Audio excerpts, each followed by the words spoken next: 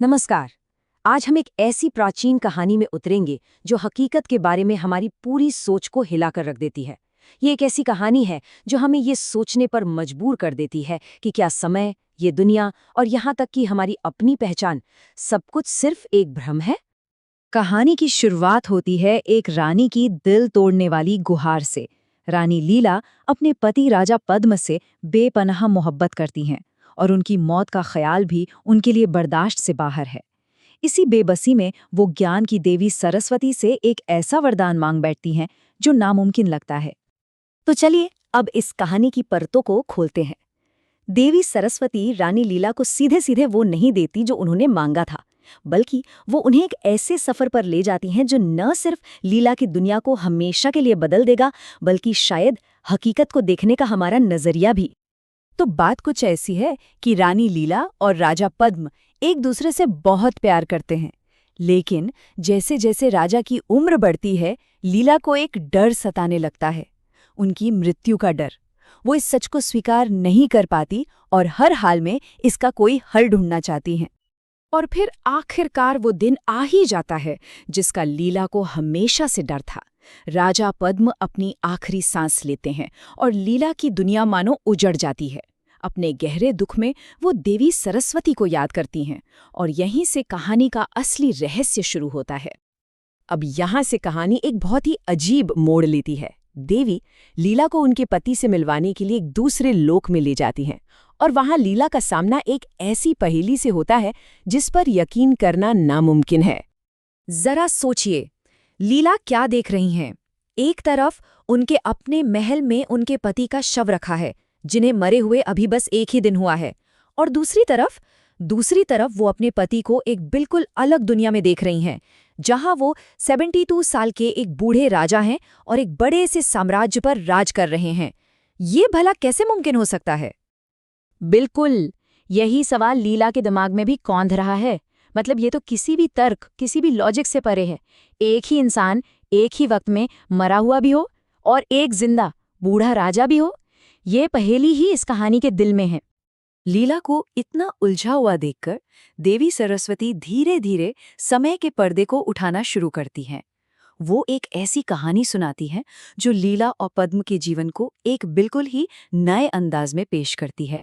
देवी बताती हैं कि 8 दिन पहले एक गरीब ब्राह्मण पति पत्नी ने राजा रानी बनने की बहुत गहरी इच्छा के साथ अपने प्राण त्याग दिए थे। उनकी वो 8 दिन की इच्छा इतनी प्रबल थी कि वही लीला और पद्म के 50 साल लंबे शाही जीवन के रूप में सच हो गई। मतलब उनका जो 50 साल का जीवन था, वो किसी और के लिए सिर्फ 8 दिन की एक इच्छा थी।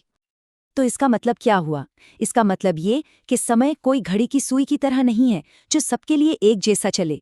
ये देखने वाले पर निर्भर करता है। जिस जिंदगी को लीला ने पूरे 50 साल जिया, वो किसी और की चेतना में सिर्फ 8 दिन का एक ख्याल था। यही वो रिलेटिविटी का कॉन्सेप्ट है जो हमारी हकीकत की बुनियाद को ही हिला देता है। लीला अभी समय के इस रहस्य को समझ ही रही होती हैं कि देवी एक और बड़े भ्रम से पर्दा उठाती हैं।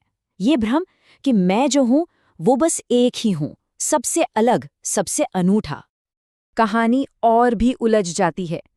जिस दूसरी दुनिया में लीला मौजूद हैं, वहां एक भयानक जंग छिड़ जाती है और वो 72 साल के राजा पद्म युद्ध के मैदान में मारे जाते हैं।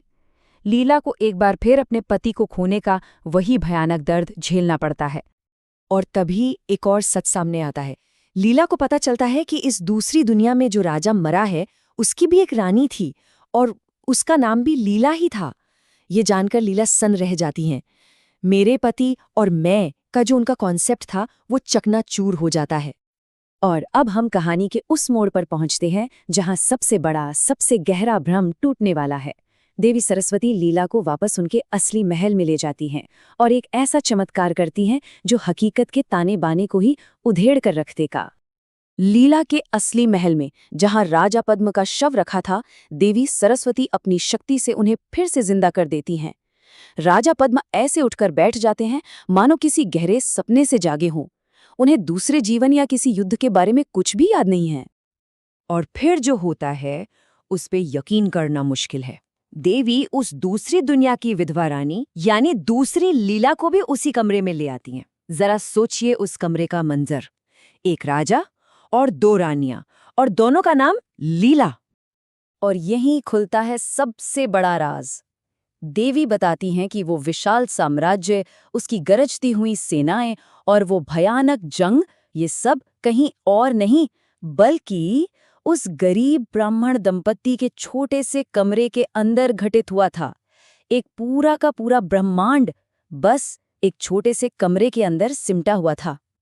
इन हैरान कर देने वाले खुलासों के बाद लीला और राजा पद्म के लिए सब कुछ बदल जाता है। अब उन्हें सच्चाई का वो रूप दिखता है जो आम सोच से बिल्कुल परे है। तो क्या सीखा उन्होंने? यही कि समय और स्थान तो बस एक एहसास है, एक धारणा। हमारी जो पहचान है, हमारा मैं होना, ये भी एक बनाया हुआ कॉन्सेप्ट है। और न जाने कितनी अनगिनत दुनियाएं एक दूसरे के अंदर ही मौजूद हो सकती हैं, ठीक एक सपने के अंदर दूसरे सपने की तरह। इस परम ज्ञान को पाने के बाद राजा पद्म और दोनों लीलाओं को मोक्ष मिल गया। वो लगाव, दुख और भ्रम के इस चक्र से आजाद हो गए और उस परम सच में विलीन हो गए जहां कोई दूसरा नहीं है, कोई भेद नहीं है। और ये कहानी हमें इसी एक गहरे सवाल के साथ छोड़ जाती है। अगर एक इतनी बड़ी हकीकत चेतना के इतने छोटे से हिस्से में समा सकती है, तो फिर सवाल ये उठता है कि हमारी अपनी चेतना के अंदर, हमारे अपने मन के भीतर न जाने कौन-कौन सी दुनियाएं मौजूद हो सकती हैं। शायद हमारी सोच की सीमाएं ही हमारी हकीकत की सीमाएं हैं।